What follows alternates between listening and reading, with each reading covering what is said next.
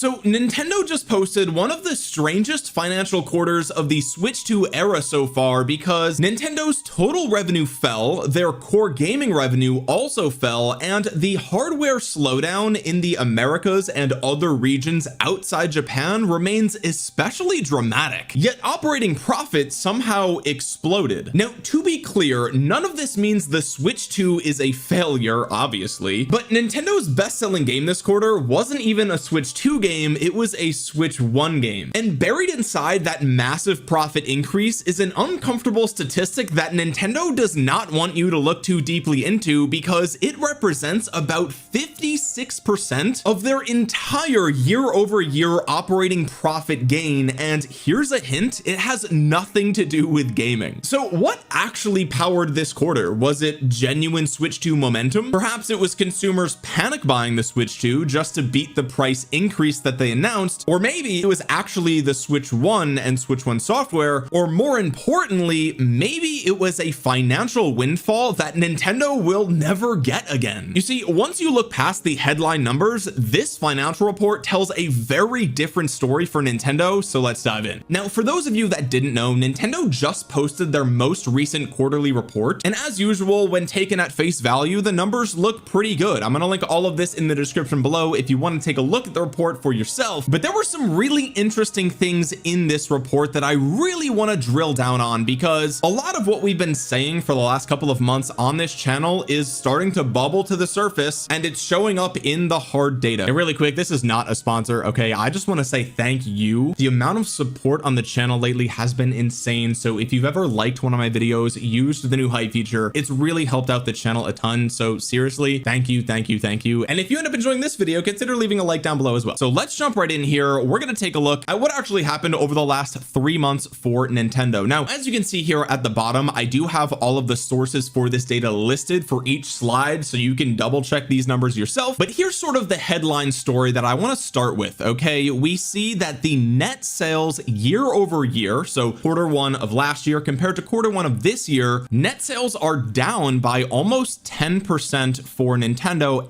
and their dedicated gaming sales are also down by 13.1%, and yet we see a 150.5% increase in operating profit. That is an absolute explosion here, but it does present us with a very uncomfortable contradiction, right? Nintendo is a gaming business, and so if their core gaming business is contracting year over year, those are their numbers, not my opinion, but their operating profit more than doubled, what is the actual cause for that massive gap? That's one of many questions we're going to answer in this video. But first, let's talk about how the Switch 2 is selling. And in order to do so, we have to be abundantly clear about the data that we're looking at. Okay, what we're comparing is quarter one of this year with quarter one of last year, and quarter one of last year is when the Switch 2 was launched. Okay, so any percent decrease here is to be expected. I want to make that very clear. Obviously, you can see hardware sales year over year are down 34.4%, but again, you have to take that in the context of comparing this year to the literal launch of the Switch 2. And the launch of the Switch 2 is really kind of its claim to fame. If there's one thing the Switch 2 did do objectively well, it is sell very well at launch. Okay, and so again, we should expect a pretty sizable decrease year over year here. That being said, last year we saw 5.82 million hardware units sell in, okay, which is basically units shipped out to retailers, and this year it is 3.82 million. And so again, the decrease was expected. Everyone knew that it would go down, but the magnitude of this drop is quite dramatic, right? And one thing that you might expect to sort of offset the inevitable drop, right? Obviously all the hype is at launch, there's going to be a drop, we all know that, but you would kind of expect that if the Switch 2 had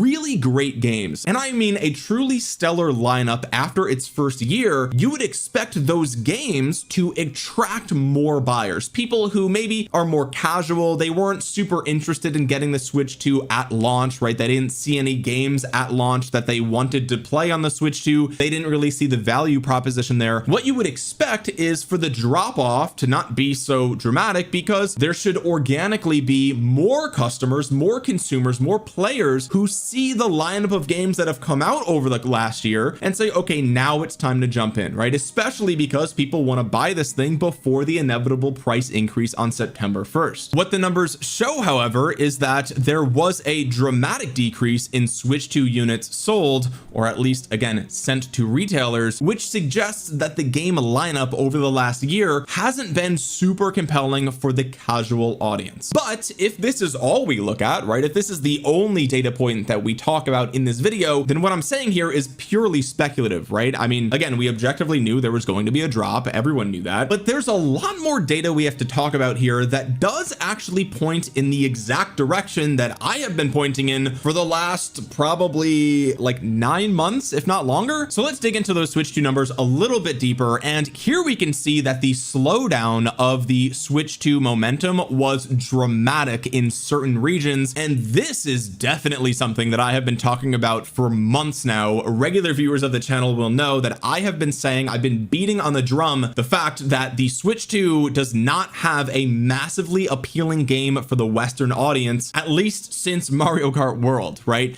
And that was the launch title, by the way. Donkey Kong Bonanza did well, but it did not perform on the same level as Mario Kart World, and the data here is kind of startling, honestly. The Western facing weakness was not subtle, because the America hardware shipments fell from 2.08 million to 1.22 million. That is a 41% decrease. Other regions fell by almost 48%, so nearly cut in half, and that's especially bad because other regions were already the weakest performing segment of the Switch 2 at launch. This is page 24 of Nintendo's explanatory material, and this is where we can see the Switch 2 hardware breakdown and also software breakdown, which we will talk about later in this video, so stay tuned. But here you could see, again, this is Q1 last year versus Q1 this year. This is launch quarter versus this most recent quarter, and again, the other category, which is literally all countries outside of Europe, the Americas, and Japan, okay, it was the weakest quarter, and it continues to be, and it had the biggest drop off year over year, right? In other words, this was the region that had the highest area of opportunity for Nintendo to appeal to, and in fact it went the other way, right? The direction flipped, and this happened to be the biggest drop off year over year, okay, Europe, and that also fell 28% year over year. And so when I say that the biggest reason for the slowdown in Switch 2 adoption isn't just the games, it is the games that appeal to the Western and global audience, right? As you can see, Japan actually did pretty well. I mean, it only fell 18%. Like, that's actually really good when you consider the hype of the launch in Japan, and then a year later it only fell 18%. That's really good, which means the lineup for the Switch 2 is very appealing in Japan, but the opposite is true for the Americas and other regions. The lineup is not nearly as appealing for the rest of the world, and the data proves that. I mean, this is, again, this is Nintendo's own data that we're looking at here. We see a 41.3% decline for the Americas, 0 new hit tier level games. Last year, of course, it was Mario Kart World, that's like what, at 15 million sales or something like that at this point, and nothing introduced since then has broken that ceiling, right? We haven't seen anything similar to that, and that was a game that was bundled in. People paid for it with the console to get what they perceived to be a bit of a better deal. But now let's compare the software sales for Switch 2 and Switch 1, and here we could see 9.46 million software units sold for Switch 2 compared to 33.81 million for the Switch 1. Now clearly, let me just be abundantly clear, okay, the install base for the Switch 1 is way bigger than the install base of the Switch 2, and that is obviously why, I mean, this number was always going to be bigger, right? I'm not going to sit here and say like, oh, the Switch 1 games are still selling better than Switch 2, clearly the Switch 2 is a failure, right? That's not what I'm saying. What I am saying is people are still buying games, people are still spending money on games, and according to Nintendo, the best selling game of the quarter was a Switch 1 game, right? It was Tomodachi Life, Living the Dream. So on one hand, it's great that they're still supporting the Switch 1, right? Like games like this, you don't have to buy a Switch 2. That's fantastic for the consumer. But my point here is that Nintendo does still make hit games, obviously. Like, what are we talking about? It's just they're not on the Switch 2 yet. And so everyone's kind of wondering like, okay, well, where is the game that I need to buy a Switch 2 for? For some people, it was Mario Kart. For some people, it was Donkey Kong. For some people, it was Pokopia. But last quarter, none of those games beat Tomodachi Life, which again, released on the Switch 1. And that point is actually super relevant when we talk about the quarter over quarter hardware increase for the Switch 2, because you might look at these numbers and say, wow, like demand for the Switch 2 went through the roof this quarter. We saw previously it was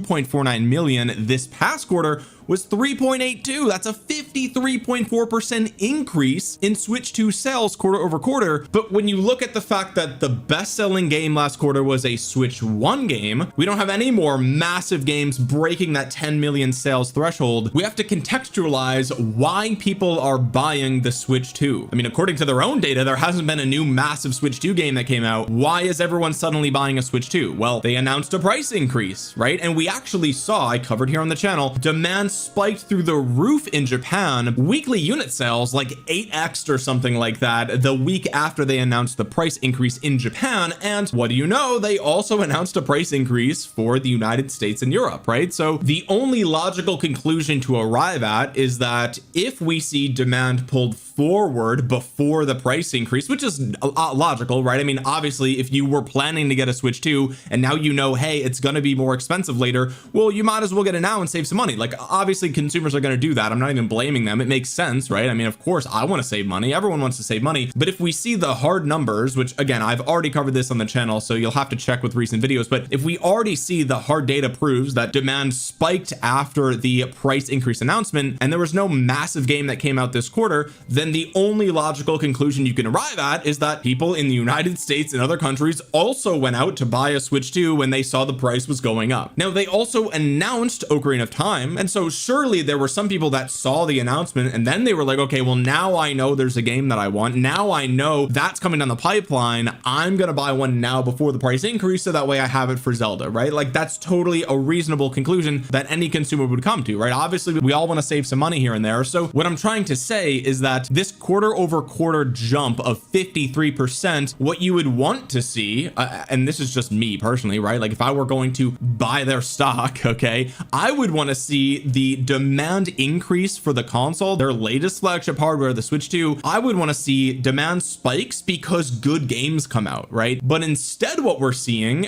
and again, all numbers point in the same direction here, so we know that this is the case. What we're seeing is huge spikes in demand to avoid the price increase, not necessarily for any one particular game. People just want to save a couple of dollars, right? And so this demand is once again pulled forward, and that's kind of been the entire story of the Switch 2, right? I mean, they had so many units available at launch, and so a lot of demand for the Switch 2 over the course of its first like 6 to 9 months was pulled forward in that launch window. Then this year in 2026 they announced the price increase, so they pull forward the rest of that year's demand as well. And yet lots of people are still sitting around waiting for a big game. Their Switch 2 is collecting dust. My girlfriend's Switch 2 hasn't been touched since Pokopia came out. It's been like 3 or 4 months, right? And like, look, this isn't throwing shade. She's more of a casual gamer. She's an adult with a real job, a full-time, she's got things to do, other games she's playing like Pal World, right? There's no reason for her as a casual gamer to pick up her Switch 2, and millions of Switch 2 owners are in that exact same position. How do I know this? The numbers that Nintendo shared prove that. We saw the hardware spiked 53%, but Switch 2 software quarter over quarter fell 12.3% from 10.8 million units to 9.5 million units. And this is how we know, it's not even speculation, demand was pulled forward. There's no other way to read this data, because all these people are buying a Switch 2 and we're not seeing the same level of jump in software sales. So what you would expect to see is that if a great game came out and everyone bought the Switch 2, software sales would go up because they've got all these games they want to buy, right? But instead, hardware went up, software went down. And I almost feel like a broken record because I've been saying this month after month after month, but there are tons of people out there who just don't know what to play on their Switch 2. They're still waiting for that reason. They're still waiting for the reason why they gave Nintendo $500, because if you look at Nintendo's own data right on their website that they just updated, and we do some third grade math here, okay, stay with me. If you take the total amount of software units sold and you divide it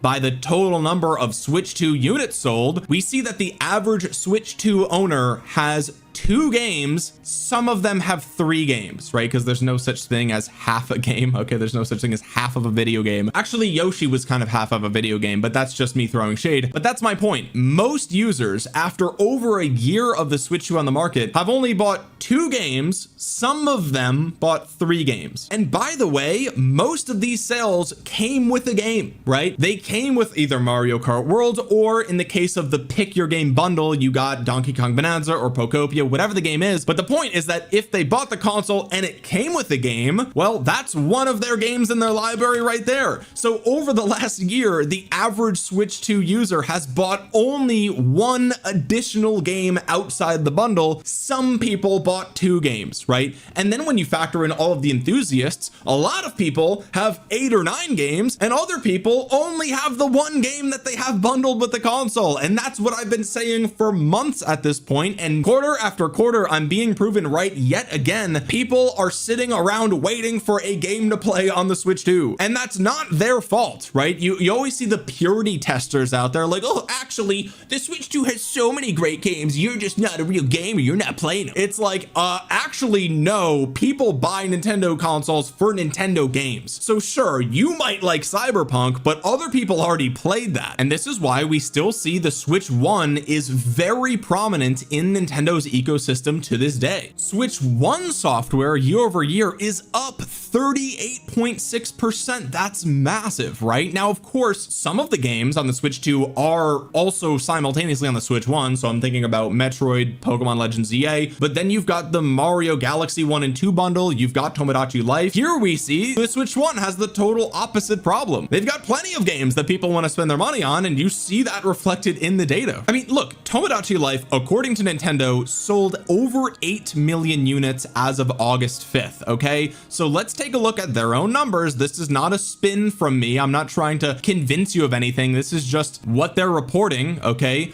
the Switch 2 software for this entire quarter was 9.46 million units. So Tomodachi Life sold almost as well as all Switch 2 software combined, all of it. Every single Switch 2 game reported here combined is barely more than just Tomodachi Life. So the Switch 1 is still doing a lot of the heavy lifting here, and there's still tons of consumers and gamers sitting on the sidelines saying, why should I buy a Switch 2? There's not a game for me on there yet. I don't have a reason to buy a Switch 2. And I've been saying that for months at this point, and every quarterly report I feel more and more vindicated. Let's move on to the next thing. The first party games that did release for the Switch 2 this quarter did not do very well. Okay, there's just no other way to spin it. There's no other way to look at it. Yoshi and the Mysterious Book and Star Fox did not do super well this quarter. Neither of them broke 1 million units. Now, in the case of Star Fox, it was only on sale for like 5 or 6 days. But let's just be abundantly clear about one thing. Okay, Star Fox did not sell 1 million units because in its opening week, it sold 41,000 units, and Yoshi and the Mysterious Book during its first week sold 39,000. Okay, they sold almost identically in Japan. So let's not sit there and pretend like, oh, well, it only had 5 days on the market. It's like, you know, it didn't sell well. You know, it didn't. There's no reason to assume that it sold way better than Yoshi if opening week they sold the same. And let's get one thing straight here. Okay, obviously their quarterly data ends on June 30th, but they are still reporting data after the June 30th mark. As we can see here with Tomodachi Life, they show the 8 million units sold as of August 5th. Okay, so they're perfectly capable of putting in data past that exact cutoff, at least in the supplemental information, which is what we're looking at right here. This is the explanatory material. This will be linked down below. This is Nintendo's own presentation. Okay, so what do you think the odds are if Star Fox did sell 1 million units that they would put it in here to make it look really good, just like they did with Tomodachi Life? Of course they would do that, right? Of course they would do that. Why would they only do that for Tomodachi and not do that for Star Fox? Of course that doesn't make any sense. If Star Fox sold really well after the quarter ended, they would have put it in this presentation just like they did with Tomodachi Life, as you can see right here, but they didn't because they couldn't, because Star Fox did not sell well. What does that mean? It means that these games were not system sellers for the Switch 2, which is something I've said on the channel before. I'll say it again. People are still waiting for the reason to buy a Switch 2. Neither of these games were that. Well, let's talk about Mario Kart, because that was a game that sold the system. In fact, it was the game that sold the system at launch. And here we can see something very uncomfortable about Mario Kart World unit sales as reported in this most recent quarter. Okay, life to date, Mario Kart World had a sales increase of 4.7%. That's about 690,000 units. Okay,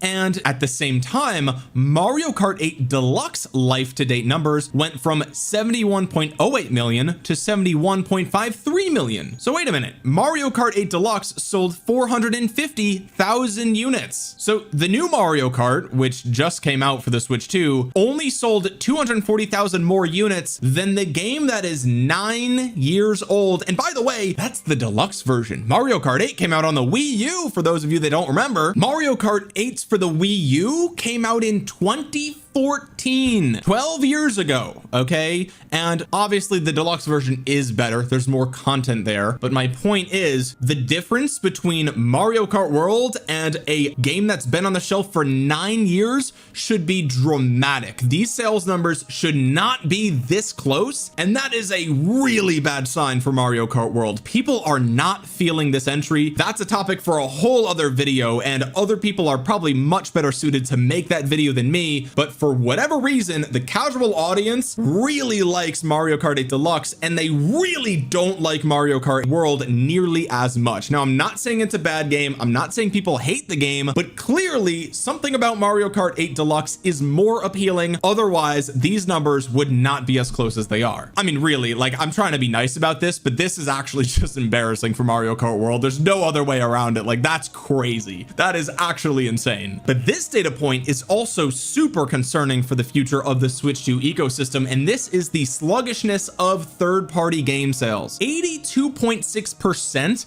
of recognized software revenue for Nintendo comes from first-party software, okay? So Nintendo games. Now, as you can see here, third-party went down dramatically by about 50%, but it's important to realize that Nintendo obviously doesn't get all of the profits from a third-party game that is sold because they didn't make it, right? The people that made the game get a majority of the profit. So this isn't exactly apples to apples, but the trajectory is exactly apples to apples. That is exactly what we're talking about here. We should not see this rift growing, right? It should stay about the same. If anything, we would like to see it shift a little bit more towards third party, because the idea is like, oh my God, the Switch 2 is getting so much third party support. Everybody loves third party on Switch 2. It's like, actually, objectively, they don't. They're not buying the third party games on Switch 2. And that's increasingly the case, not decreasingly the case, right? So in other words, more third party games came out for Switch 2 this year, and the ratio of revenue went the other way. They actually made more money off first party, right? So it's like third party software went from doing bad to even worse, right? I mean, that's what we see here. That's the numbers. They said it, not me. So the idea that like, oh, the Switch 2, it's getting all this third party support. That's so great. Everyone's buying a Switch 2 for the third party games now that they're finally there. It's like, nope, that's just not true. Objectively, it's not true. It's a nice little bonus for some people, right? A little sprinkle on top. Now you can play Hogwarts Legacy at more than 10 frames per second. Okay. Now you can play Cyberpunk on the go if you wanted to, but people aren't. They're just not. That's what the data says. A vast majority of the revenue that Nintendo makes from software is first party games. And really, everyone who's been honest with themselves knew that from the very beginning. You knew it. I knew it. Everyone knows it. People buy Nintendo consoles for Nintendo games. Anyone who tells you otherwise is objectively wrong. The data shows it. Nintendo knows it. It is what it is. Let's move on to game key cards, because this is relevant to the third party discussion. Most third party games are game key cards, and Nintendo does not break down the percentage of sales or revenue for game key cards specifically. And this is important. Now, let me be clear. They typically don't, right? I mean, they usually kind of lump digital game sales in with everything else, like DLC and digital only games, right? Like we see here with Fire Red and Leaf Green. So usually they don't break down exactly these numbers. So there was no reason to expect them to break down the numbers for game key cards, right? Like they don't have any sort of requirement to come out and say like, hey, look, here's how many game key cards were sold in the last quarter. They're not required to say that, right? That's not data that they're required to say. But here's what is true. Game key cards have had a really bad reputation online over the last year, right? Everybody knows this. The overwhelming sentiment online for game key cards has been negative, right? I mean, they've turned off comments. You see dislikes on the game key card announcement video, or I should say the explanation video, right? So everyone online hates it. What Nintendo could have done if game key cards sold well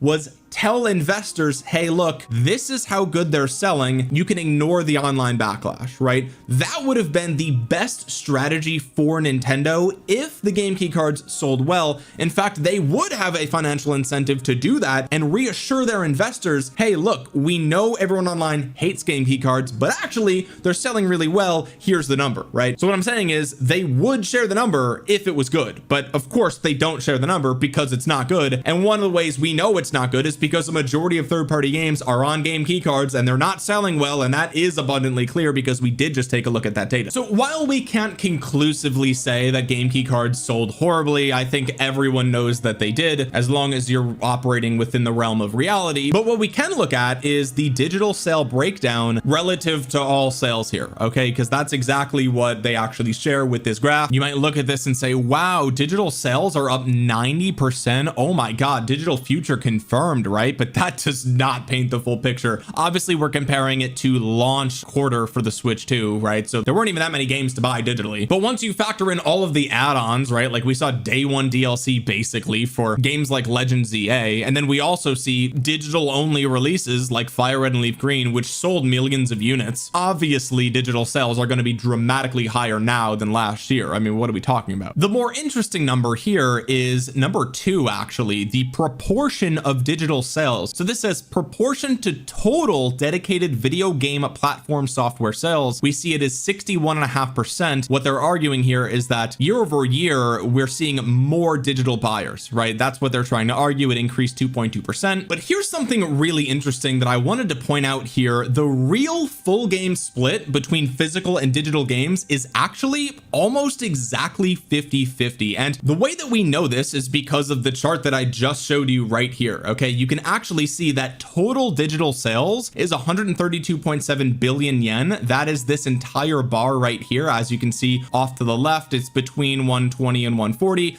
It's 132.7. Okay, however, the yellow portion of this bar is exclusively download only software. Okay, so games that only exist digitally, and add-on content, Nintendo Switch Online, etc. So that's DLC, subscription services, all of that. Once you remove that component, which is stuff that doesn't exist physically, okay, that's why we're removing it, because you can't buy Fire Red physically. I would have loved to do that if I could, just as a collector, right? I love the game, but they didn't do that. It's digital only, and so I didn't buy it because I can play the game digitally already, and I already have the actual cartridge. But my point is, removing the digital only portion, you see that full game digital sales were 84 billion yen, which, as you can see right here, based on this y-axis, is just barely above 50%. And in fact, it's exactly 50.3%, which means physical game software, physical games in the box, are 49.7% of sales. So of course, Nintendo is going to try to push the headline number of like, oh, 61%, it's digital, right? We're going in that direction. Year over year, digital sales are up 90%, right? It's a digital future. Everyone knows it. It's like, actually, no, it's literally 50-50 by their own data. But now I want to take you back to the numbers that I shared at the very beginning of the video. Okay, if net sales are down 9.5% and dedicated gaming sales are down 13.1%, and we see Switch 2 hardware is down 34%, and we see Switch 2 software down 12.3% quarter over quarter, third-party game sales are down, Star Fox and Yoshi didn't do super well. Okay, if all of that is true, which it is, it's all, those are all their numbers, how did operating profit increase 150% year over year? That's insane. Well, it's not because they had a hit game on their hands. It's not because this quarter was a blowout quarter, massive success for the Switch 2. It's not even because the massive pull forward demand of the Switch 2 in relation to the price hike. And those of you who watched my PlayStation video will already have seen this coming, but the answer is a one-time $300 million refund as a result of tariffs paid to the United States that is now being paid back to Nintendo. Based on Nintendo's own reported average exchange rate, 300 million US dollars was approximately 47.8 billion yen added to their operating profit last quarter as a result of a one-time tariff refund. In other words, they gave this money to the US government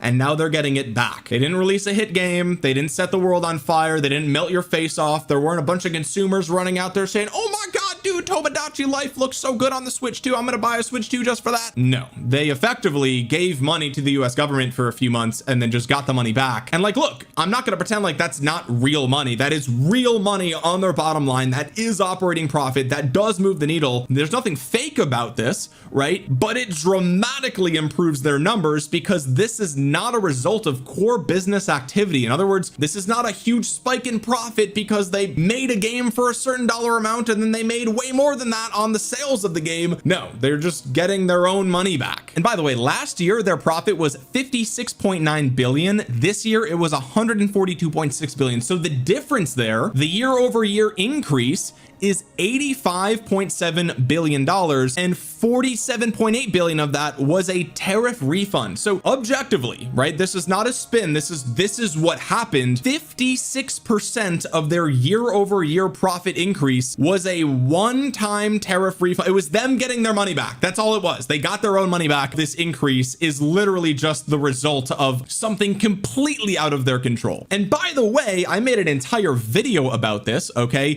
Nintendo, just like Sony, just like Apple, just like all these other tech companies, is double dipping here because Nintendo specifically raised their prices on accessories, Switch 1 hardware, and a ton of other things. They specifically raised their prices immediately following the tariff announcement, and now they're getting all their money back from those tariffs and they're not lowering the prices. So Nintendo, just like all the other companies that I've talked about before, is double dipping here. The consumer is getting screwed over because they paid the higher prices. Nintendo got the money back and then they just get to leave the prices high. So market conditions, it's bullshit. It's all a lie. It only works in one direction, right? When market conditions get worse for Nintendo, things get worse for you. But when market conditions get better for Nintendo, things stay the same for you. You never see things go in the way of the consumer. That is, again, not my spin. That's what happened. Nintendo fanboy or not, you should be mad about that. Unless you're making millions of dollars a year and you don't care that you're just throwing money away, you're just giving free money to these corporations, there's no excuse to be defending corporations here. Absolutely not. And the way that we know that Nintendo is aware that their profits this quarter are a majority related to a one-time windfall is because they did not raise their full year guidance. They know that they are not going to reproduce this next quarter because more than half of their profits came from a one-time tariff refund. They're not going to be able to replicate that. So they're not celebrating this as a massive win because it's not a massive win objectively. A majority of this gaming company's profits did not come as a result of them excelling in what they're supposed to be doing best. They just got their own money back. So all in all, regarding this entire last quarter, the Switch 2, clearly it's still successful. Clearly it's still got a growing install base, but the real story is that Nintendo, yet again, bro, oh, how many quarters has it been? Is this 3 quarters now? Yet again, we're seeing a massive slide in demand in the Americas and in other parts of the world because for month after month after month, people are sitting around wondering, where is the game I bought this thing for, right? Cool, Mario Kart beat that 10-11 months ago, right? Donkey Kong Bonanza, cool, beat that around Christmas, or maybe even before then if you bought it on day one. A majority of the world is sitting around looking at the Switch to either collect dust on their nightstand or they're looking at it on the shelf at Target saying, man, I wish there was a new Zelda, I wish there was a new Mario, I wish there was a new Pokemon, and none of those things exist yet. Now we know Pokemon's coming next year. We have no word on a new Zelda. We have no word on a new Mario game. We know Ocarina of Time's coming out, which that's not a new Zelda game. That Zelda game is from the 90s, okay, but nonetheless it's a fantastic game. I beat it on the 3DS even, so I love Ocarina of Time. I'm 31, of course I loved Ocarina of Time, right? But it's not new. It's not a new experience, and for a lot of people it's not worth spending $500 on a console to play a newer version of something they've already done at least twice now, maybe if not more. So while that game is exciting, it's still not going to be the answer to this obvious problem by Nintendo's own measurements, right? I mean, this is their own data. The Americas and the rest of the world are waiting for a game. They're waiting for a reason to buy a Switch 2 or a reason to justify why they already spent $500. And they've been waiting for a while now, and we still don't know what that game even is. Is it really going to be Winds and Waves? Are we really going to have to wait another year for a great Switch 2 exclusive? Really? That's crazy. crazy. Super disappointing for Switch 2 fans, to be honest, unless you're a part of the tiny minority that bought it for, I don't know, the third-party software or something. Anyway, guys, if you made it all the way to the end of the video, please consider dropping a thumbs up on it. It really helps out the channel a ton. And you might think you're subscribed to the channel because you've seen a bunch of my videos, but you're actually not. Double check down below.